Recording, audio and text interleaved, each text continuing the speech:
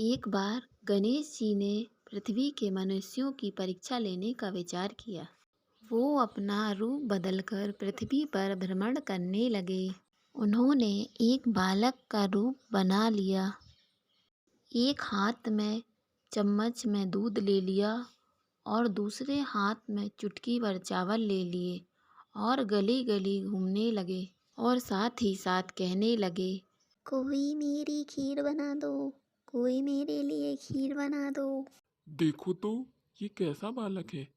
लोग उस बालक को देखकर ऐसी ही बात करते, लेकिन वो बालक आवाज लगाता जा रहा था, कोई मेरे लिए खीर बना दो। कोई मेरे लिए खीर बना दो। लेकिन कोई भी उस बालक पर ध्यान नहीं दे रहा था, बल्कि उसके ऊपर हंस रहे थे।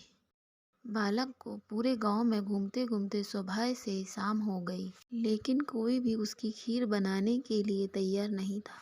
बालक घूमते घूमते एक झोपड़ी के पास पहुंचा। वहां पर एक बुढ़िया माई बैठी थी। उससे कहने लगा, कोई मेरे लिए खीर बना दो। कोई मेरी खीर बना दो। बुढ़िया बहुत कोमल हृदय वाली स्त्री थी। वह बोली। लाओ बेटा, मैं तुम्हारी खीर बना देती हूँ। फिर उस बालक ने कहा, माँ, दूध और चावल रखने के लिए बर्तन तो ले आओ। बुढ़िया जल्दी अंदर गई और झोपड़ी में से एक कटोरी उठाकर बाहर आ गई। तो बालक बने गणेश जी ने कहा कि माँ, घर में सबसे बड़ा जो बर्तन है वो लेकर आओ। बुढ़िया को सुनकर थोड़ा अजीब लगा, लेकिन बुढ़िया ने बालक का मन रखने के लिए अपने घर में से सबसे बड़ा बर्तन लेकर वो बाहर आ गई। जब बालक ने दूध पतीले में उड़ेलना शुरू किया तो बुढ़िया के आश्चर्य का ठिकाना ही नहीं रहा। जब उसने देखा कि दूध से पूरा पतीला भर गया है, एक के बाद एक बालक दूध भरते चला जाता। घर के सारे बर्तन दूध से लबालब भर गए। बालक ने कहा, बूढ़ी माँ, तुम जब तक खीर बना के रखो, मैं स्नान कर कर आता हूँ, फिर आकर खीर खाऊंगा। तब बूढ़ी माँ ने पूछा। मैं इतनी सारी खीर का क्या करूँगी। तब बालक रूपी गणेश जी बोले। सारे गांव को दावत दे दो। बुढ़िया ने बड़े प्यार से मन लगाकर खीर बनाई। खीर की भीनी भीनी मीठी मीठी खुशबू चारों दिशाओं में फैल गई।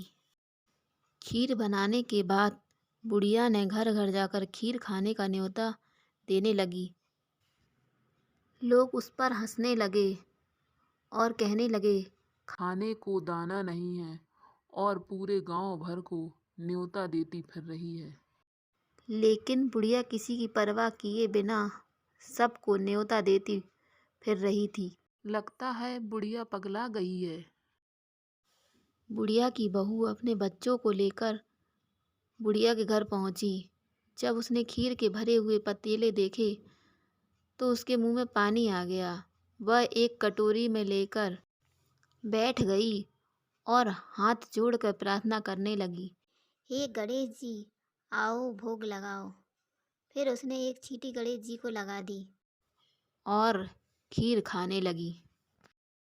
धीरे धीरे पूरे गांव के लोग बुढ़िया के घर खीर खाने जाने लगे। बुढ़िया भी सभी को बड़े प्रेम पूर्वक खीर खिलाने लगी। गांव वालों का खाते खाते पेट भर जाता, लेकिन मन नहीं भरता। बुढ़िया की खीर इतनी ज़्यादा स्वादिष्ट थी।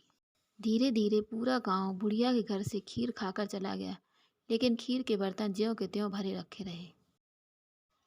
जैसे ही सब खीर खाकर चले गए, फिर वो बालक स्नान कर कर बुढ़िया के पास पहुंचा। तब बुढ़िया बोली। बेटा, खीर का भोग लगा लो, खीर तैयार है। तब गणपति जी बोले। माँ, भूख तो लग चुका है। मेरा पेट पूरी तरीके से भर गया है। मैं तृप्त हूँ। अब तू खा ले। अपने परिवार और गांव वालों को भी खिला। बुढ़िया ने कहा, यह तो बहुत ज़्यादा है, सबका पेट भर जाएगा। इसके बाद भी यह बच जाएगी। उस बची हुई खीर का मैं क्या करूँगी। इस पर गणेश जी बोले, उस बची खीर को रात को अपने घर के चारों कोनों में रख देना। बुढ़िया ने बिल्कुल वैसा ही किया। खीर के पतीलों को चारों कोनों में रख दिया और सोने चली गई। रात भर खीर के पतीले ऐसे ही रखे रहे। जब सुबह बुढ़िया उठी तो उसने देखा कि खीर के पतीलों में सोना, चांदी, हीरे जवाहरात रखे हैं। वह बहुत खुश हुई। उसकी सारी दरिद्रता दूर हो गई और वह खुशी खुशी रहने लगी।